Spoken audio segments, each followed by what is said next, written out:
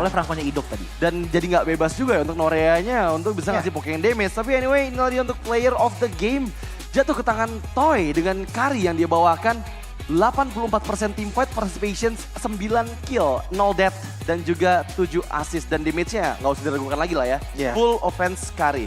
Full offense carry dengan adanya beberapa item defense ya. Seperti contohnya Oracle dan juga Immortal. Tapi kayaknya untuk item yang menghilangkan Wind of Nature itu ke arah Oracle. Jadi sekarang untuk sepatunya ditambahkan dengan dari Rose Gold Meteor. Wajar sih karena magic outputnya juga lumayan gede. Apalagi untuk head to headnya bersamaan dengan adanya Harith. Nah kalau kita ngeliat untuk dari segi highlightnya, turtle yang pertama itu sebenarnya masih bisa diamankan oleh teman-teman dari Rakisena. Tapi turtle kedua balik tuh ke tangan dari Warmill Gang. Cuman gak lama kemudian, Toy dan juga Novaria dapetin power spike-nya yang membuat akhirnya sisi power dari Idok numbangin satu aja. Itu bisa jadi domino effect di game kali ini bagi teman-teman dari Warmill Gang. Iya. Dan terbukti ya pada saat adanya yang terpick off tadi. Dan oke, kita lihat dulu ke arah highlight. Memang ini implosions yang bagus banget sih. Dari Nizar itu langsung memporak-porandakan member-member dari Rakisena. Masalahnya targetnya itu harusnya ke arah Toy. Dan Toy bebas banget untuk ngasih damage-nya. Nggak berkurang sama sekali ya. Double kill nggak berkurang sama sekali. Dan siapa yang bisa nge-reach ke arah Toy? Nah di sini juga menjadi salah satu dominasi juga. Dan juga domino effect datang dari teman-teman Rakisena. Implosion masuknya ke tangan Idok. Udah dikejar Toy-nya sama Left Z. Tapi Toy-nya masih bisa survive. Dan lihat seberapa free hit-nya Toy di menit tadi. Ecstatic dan juga Nidzer yang jadi fokus utamanya. Ecstatic mau pulang, tapi dikejar habis-habisan oleh Dairen dan juga Novaria. The power of long range shot yang ngebuat akhirnya wipe out pun terjadi tadi di menit ke-24. Iya, dan ini adalah momen akhir ya, tadi menit ke-24 di mana memang berhasil melakukan wipe out dengan begitu instan ketika ada inisiasi yang gagal dilakukan oleh Nidzer. Dan langsung bisa mempanis Warmill Gang di game yang pertama dan game kemenangan jatuh ke tangan Rakisena. Iya, sebenarnya strat pick off-nya dari teman-teman Rakisena tuh berjalan, tapi bukan by hook ya. Dengan gigitan beladihan aja gitu loh. Iya. Siapapun yang kena gigit, mau dia nggak tumbang atau darahnya kurang dikit, tetap itu keuntungan bagi teman-teman dari Rakisena. Mengingat bahwa mereka bisa nge-follow up tersebut dengan long shot power dari Rinsia. Betul. Apalagi kalau kita ngelihat ke arah emblem dan juga talentnya Rinsia, ini Rapture plus Assassin Emblem loh. Yang emang tekanannya adalah penetration power. 3 kill, 1 death, 10 assist dengan adanya satu Wilderness Blessing yang ngebuat dia ini sangat-sangat licin di daerah jungle. Masih bisa dikejar tadi sama Ecstatic, tapi itu juga diwajarkan karena flickernya udah digunakan untuk menghindarkan Nidzer di menit ke-17 kalau nggak salah. Crystallesia di lain sisi 052. Sebenarnya yang bikin Crystallesia akhirnya bermain seperti ini adalah tekanan dari awal Dairen sih. Yang benar-benar kelihatan banget gitu loh. Ngebuat dia akhirnya gak cukup modal untuk bisa menangin laningnya. Kalaupun dia ngikut ke arah team fight, ngikutnya tuh di momen dimana Toy-nya udah dapetin power spike dengan Wind of Nature yang ngebuat dia mau kena pasif ya mau kena Algovan Blow, kena Evernight, gak kurang sama sekali. Iya, dan memang agak sedikit dipersulit di bagian XP ternyata membuahkan keuntungan untuk Rakisena ya. Karena lagi-lagi Toy kan baru jadi Wind of Nature ke item keempat tuh tadi. Yeah. Item keempat setelah ada Corruption Sight, Golden Staff, dan juga ada Manator Swords kan. Oh. Dan itu adalah momen dimana Crystallesia baru join gitu ke dalam team fight yang bisa ngeharas pergerakan dari Toy. Masalahnya dengan Wind of Nature, Toy punya chance yang besar untuk bisa membalikkan keadaan ketika dia dihimpit oleh Bayonetta dari Crystallesia. Iya, dan ini yang membuat akhirnya Crystallesia maju tapi nggak lama abis tumbang. Norea mau jalan kemana? Iya. Nidzer dengan power dari Tigreal yang menurutku jadi selling point adalah sisi powernya. Kalau ngambil ke arah Kufra mungkin bisa jadi badan gitu dengan power dari Bouncing Ball ya. Cuman kalau udah nggak ada Implosion, Norea itu bakalan jadi free hit power banget ke tangannya dari Toy. Dan ini dia untuk risk guy-nya by aplikasi baru GoPay. Dengan Toy mendapatkan 650 gold per menit di game kali ini. Bukan gold yang paling tinggi, tapi damage yang paling tinggi juga jatuhnya ke tangan dari Toy. Iya sih, nggak cuman rich guy aja ya, tapi emang the carry juga pasti di tangan Toy lah. Dengan 120.000 damage dan itu cukup jauh ya dibandingkan dengan Norea contohnya Harith masih di angka 76.000 damage saja. Dan memang Nidzer yang menahan cukup banyak damage yang diberikan oleh seorang Toy. Karena lagi-lagi sebagai seorang pro laner, apalagi dia target yang empuk buat Idok gitu. Bisa nangkep terus-menerus kan. Dan kita berkali-kali lihat memang di awal-awal game itu Arena Noob jarang connect. Tapi di mid to late game connectnya ke arah Nitzer terus-menerus dan langsung dipanis gitu. Iya, masalahnya kalaupun ngepanis ke arah Nitzer juga ya nggak masalah, berarti implosion nggak ada kan. Yap. Dan ditambah lagi dengan damage outputnya dari Rincia udah nyentuh Lebih mudah lagi nih untuk melakukan DC match ketika inisiatif dilakukan. Dan oke, player of the game presented by KFC jatuh ke tangan Ians, sang Martis yang memang menggila dari awal game. Ya, dan bahkan item build-nya sangat-sangat simpel sebenarnya. Ngambil ke arah Antiquaris ditambah sama Hunter Strike dan Radiant Armor. Jadi yang diambil adalah secara keseluruhan. Damage ada, defense-nya Magic ada, defense-nya physical juga ada. Dan kalau udah ngelihat ke arah Letter Jerkin plus dengan Iris Belt, biasanya ini akan menuju ke arah Immortality. Dan average KDA di angka 10 poin adalah angka yang sangat besar karena langsung connect ke arah teamfight participation di angka 91%. Iya, itu gede banget sih. Cuma ada 1 poin kill yang miss aja kayaknya ya. Iya. Tapi anyway untuk highlights ya, memang dari early game ini udah gamenya RRQ nggak sih Choji? Iya, dari early game udah kelihatan jelas gitu loh, dari Ruby yang Ini, dari sini susah atau sustain-nya gitu loh. Dari teman-teman Warmill Gang, apalagi ngelihat dengan pergerakan dari adanya glue. Iya. Aku ngerti niatnya mungkin adalah untuk ngambil ke arah Martis, ke arah Valentina. Tapi entah kenapa aku ngeliat arah Gisena di sini, walaupun lagi split, walaupun lagi nempel ke teman-teman dari arah Gisena, mereka tetap ngehit loh. Iya. Jadi pas kejadiannya dari glue-nya turun, itu darahnya juga udah gak penuh-penuh amat. Iya, dan itu karena mungkin split-splitnya atau grab-grab yang dilakukan ke arah hero-hero frontlinernya yang nggak peduli juga gitu. Meskipun Nah, pick off pun nggak jadi ini. masalah ya. Tuh, Oh. Final Slash, Asura Aura. Wall charge dulu, Final Slash langsung Asura Aura, tiba-tiba Maniac di tangan dari Toy. Dan itu adalah Tesla Yumoni tadi yang aku katakan. Ya, Dari powernya Bruno. dan ternyata Maniacnya untuk kali ini bukan dipegang sama Warmill, tapi dari arah Arkisena. Iya. Karena tadi kita lihat ya, dari Left to Z dan juga Norea udah pernah Maniac pada saat di group stage. Dan kali Benar. ini waktunya Toy bersinar dengan Maniacnya. Jadi di belakang Warmill Gang tuh dalam hati berkata, jadi ini rasanya dikenakan Maniac. Ya. Biasanya mereka yang ngasih Maniac. Iya, biasanya mereka soalnya ngasih Maniac. Tapi ini dia, untuk dari item build-nya, aku ingin notice di angka emblemnya terlebih dahulu. Toy, pakai Weapon Mastery, pakai Fatal. Emblemnya juga Assassin, jadi damage output dari Toy nggak cuman Berserker Fury ataupun Critical Chance Power. Namun juga datang dari Penetration dan juga penambahan persentase damage dari extra physical item yang dibawakan oleh Toy. Fatal pun juga nambahin ke arah critical damage yang membuat satu bola dia itu benar-benar panas sekali di badannya dari Warmill Gang. Sementara di lain sisi, Ian di sini juga mentokin emblemnya full ke arah physical power dengan mengambil Assassin Emblem, diikuti dengan adanya Thrill yang bisa menambahkan 16 adaptive attack yang membuat early snowball dari Ian sangat terlihat di game kali ini. Sisanya kalau kita ngeliat ke arah Rincia, mengambil ke arah Inspire plus Magic Shoes plus Enchanted Talisman, menurutku gunanya adalah untuk bisa mengamplify ataupun membuat sering keluarnya Terrified Effect ke arah teman-teman dari Warmill Gang sebagai mini sisi terhadap mereka.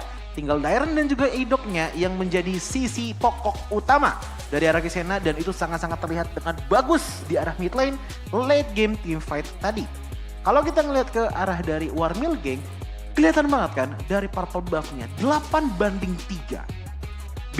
Perbedaan yang sangat-sangat jauh menurutku, dan ini udah menunjukkan dan membuktikan bahwa arah Kisena bahkan di bawah menit 10 sudah mendominasi jungle-nya Warmill Gang. Iya, dan itu benar-benar terlalu jauh ya untuk purple buff-nya ya. Karena Iya. memang hanya dibiarkan 3 kali saja mendapatkan purple buff di tangan Left to Z gitu. Ya. Katanya selalu diinvasi baik oleh Idok ataupun oleh Ians yang dari early game udah snowball ya, dia bebas aja gitu. Mau masuk juga mau damage sama Left to Z yang build-nya Ya. item fighter kan. Ini kan War Axe sama Brute Force kan nggak terlalu se-defensif itu tau gak sih untuk nahan Betul. semua damage output dari seorang Ians. Dan post game stats, The Rich Guy by GoPay jatuh ke tangan Toy dengan 867 menit karena memang Toy ini nggak kelihatan di teamfight. Selama 11 menit game berjalan dia baru kelihatan di akhir aja dan langsung dapetin Maniacnya. Bener, dan ini udah kedua kalinya Toy mendapatkan title Rich Guy by GoPay. Ya. Sampai 3 kali dikasih GoPay beneran kali. Waduh, semoga ya. Iya, semoga aja ya. Tadi di game pertama 650, nggak gede-gede banget, tapi di game kedua peningkatannya sangat-sangat signifikan. Di angka 867. Walaupun KDA-nya cuma 001 tadi selama 10 menit game berjalan. Yap. Bener-bener terakhir aja tuh dapetin Maniac. Tiba-tiba jadi 5 kill point. Rincia di lain sisi, ya tadi seperti yang gue katakan, mengejar ke arah mini sisi power dengan adanya Terrify Effect ditambah dengan spam DPS menggunakan Arcane Shade dan juga Shadow Strike-nya yang ngebuat dia menjadi the carry di game kali ini dengan 33.000 damage yang dikeluarkan. Crystallesia di lain sisi dengan glue-nya menjadi sandbag 54.000 damage potensial. Karena kalau misalkan kalian perhatikan, Minotaur untuk di game kali ini sangat-sangat lembek. Ya. Rasanya sangat-sangat tipis banget rasanya. Crystallesia mendapatkan sandbag seperti ini karena dia juga naik. Karena teman-teman dari Araki Sena sempat nempel beberapa kali, tapi Minotaur, bahkan aku tidak melihat adanya Minion Fury yang benar-benar bisa membuat turning point bagi War Milking di level 4-nya dari Minotaur. Bener sih, tapi aku nanti satu hal ya, damage turret dari War Milking itu 0. Berarti memang dari Noreanya pun aja nggak sempat untuk menjalankan speed push-nya. Minion aja tadi ngedorong. yang top sama bawah. Iya, cuman minion aja gitu yang ngedorongnya. Sama sekali nggak ada sentuhan dari member-member War Milking ke arah turret dari Araki Sena. Dan itulah dia Panis. Meskipun harus buang flicker. Itu dia power dari slow-nya gitu, dan langsung aja play of the game jatuhnya ke tangan dari Ians. Lagi dan lagi sudah diberikan testimoninya bahwa ia dari season lalu dan juga hingga season kali ini power tank menjadi salah satu signature powernya dia. Molten Essence diikuti dengan adanya Immortality dan juga Radiant Armor. Yang ku suka dari Ians adalah walaupun keadaannya mereka lagi snowball parah, dia tetap respect dengan Cloud dengan menghadirkan Blade Armor di tangannya. Ini yang gue suka dari Ians. Masih tetap bermain dengan disiplin walaupun tadi banyak sekali recall-recall yang terjadi. Itu kayaknya semenit recall sendiri ya. Dari total 13 menit lah tadi game berjalan. Semenitnya itu recall sendiri ya dari Ians di area orange buff War Milking. Tapi memang ya dengan Baxia yang dibawakan, apalagi hero-hero yang bisa makan Baxianya udah diantisipasi dari early game. Ini membuat Baxia dari Ians nggak bisa di pick up dengan mudah. Backupan yang bisa dilakukan oleh Idok dengan hard guard dan juga low wave-nya mempersusah member dari War Milking untuk mendapatkan point kill ke arah seorang Baxia. Ya. Apalagi ingat dengan Tortoise Poisons memiliki damage reduction tambahan mempertebal lagi seorang Baxia. Ya, yang ngebuat akhirnya Ians pun di sini sangat-sangat seperti preman cara permainannya. Masuk ke arah jungle lawan, coba-coba untuk rotasi ke arah XP lane, apalagi ke arah barat tadi ya. Itu yang benar-benar kelihatan banget sih dari Araki Sena di game yang ketiga. Ini dia untuk highlightnya dan ini semuanya ditentukan di sini. Dari first blood-nya Rinsia yang ternyata mencetak rekor. Iya. Menjadi first blood tercepat dengan 28 detik selama MDLI di season ke-9. Wow, itu adalah rekor tercepat first blood selama adanya MDL loh, by the way loh. Dan mungkin harusnya ya, rekor 29 detik itu harusnya tercepat banget sih. rekor kill pun tercepat juga nggak sih untuk 3 menit awal? Iya harusnya ya, soalnya di bawah semenit kan. Ya. 3 kill di bawah semenit. Dan wow, itu benar-benar dimainkan dengan begitu sempurna oleh Araki Sena. Kita lihat gimana caranya pressure yang terus-menerus diberikan. Memang Idok di sini terjepit dengan barrier, tapi nggak jadi masalah karena dia bisa hadir kembali dan pertukarannya dengan Crystallesia di area top lane. Ya, dan masuk ke menit ke-7 pun kita juga udah bisa melihat ya bahwa teamfight yang dibawakan oleh Araki Sena, mereka tuh nggak peduli, maupun di dalam turret sekalipun, mereka tetap gas. Apalagi dengan adanya Angel, lihat itu, pergerakan Toy sejauh apa, bahkan masuk ke dalam base turret dan masih bisa survive. Yang nggak survive, itu cuma Rinsia dan juga Idok aja. That's it. Menit ke-10 masih digempur juga dengan banyaknya serangan yang didatangkan dari teman-teman Araki Sena. Cuman masih bisa di defense. Walaupun di saat di Lord yang sudah enhance keluar, nah itu udah makin gelap lagi sih harapannya untuk War Milking menang di minggu ini. Ya, dan itu menjadi kekalahan yang begitu cepat ya. Dari 3 game memang terasa begitu kuat.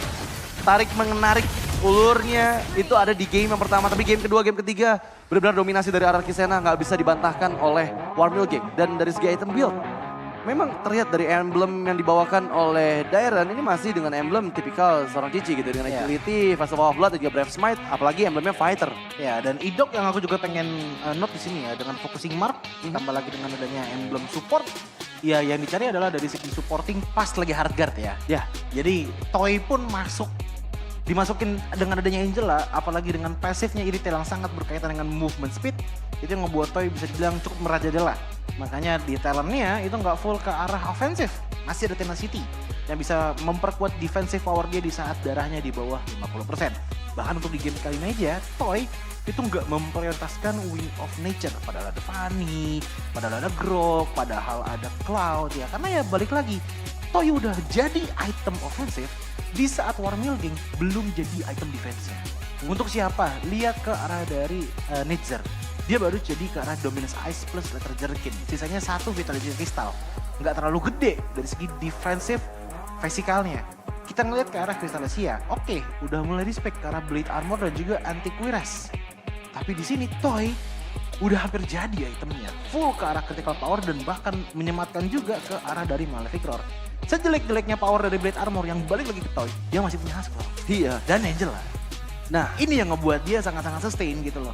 Nah, Noria di lain sisi udah jadi item pokoknya, tapi siapa yang mau kalahin?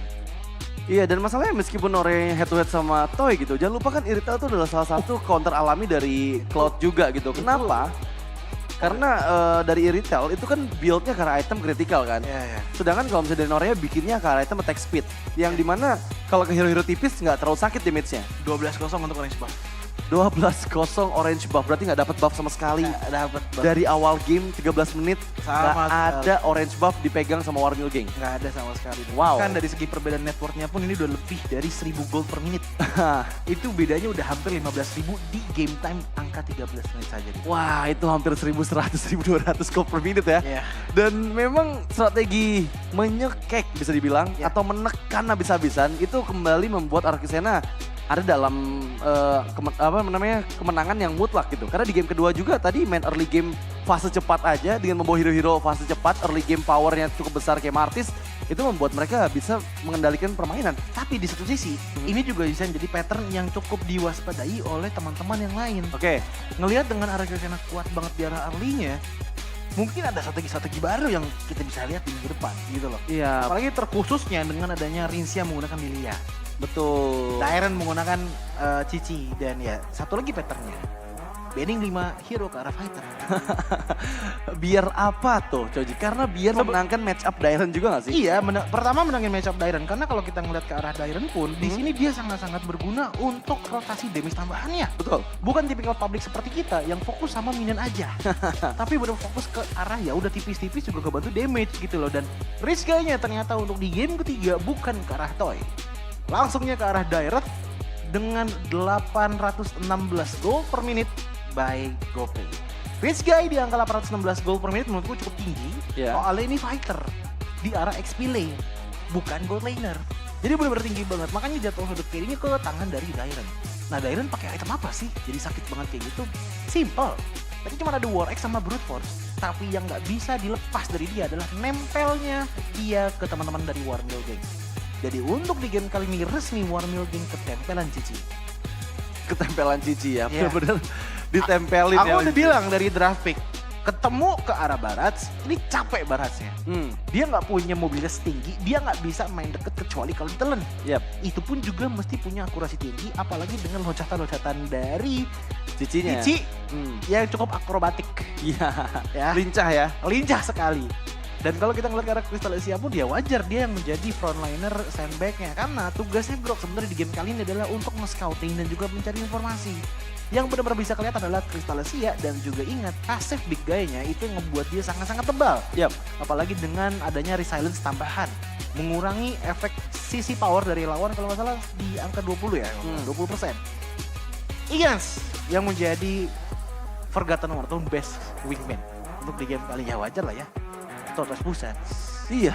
Terus menjembatani juga Angelanya. Iya. Kalau dengan Love Waves ini yang ngebuat ya udah wajar lah Iyans yang dari The Forgotten One. Ya, dan itulah dia untuk player of the match jatuh ke tangan Ians yang bersinar sebenarnya dari game yang pertama, kedua, ketiga juga Ians mendapatkan spotlight tersendiri ya. Tapi ini bisa jadi pattern juga. Apa tuh? Dimana nanti mungkin RRQ bisa di-ban semua tanker jungle-nya. Karena dari game pertama pakai Baras, game keduanya pakai Martis, game ketiganya pakai Baxia.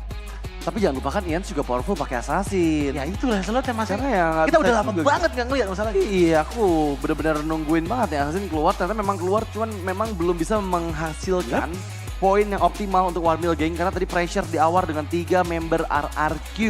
Itu susah sih dihindari sih. Itu jujur itu bingung sih. Karena ya mereka mau mengandalkan Grok pun nggak bisa gitu. Untuk bisa menanggulangi pressure dari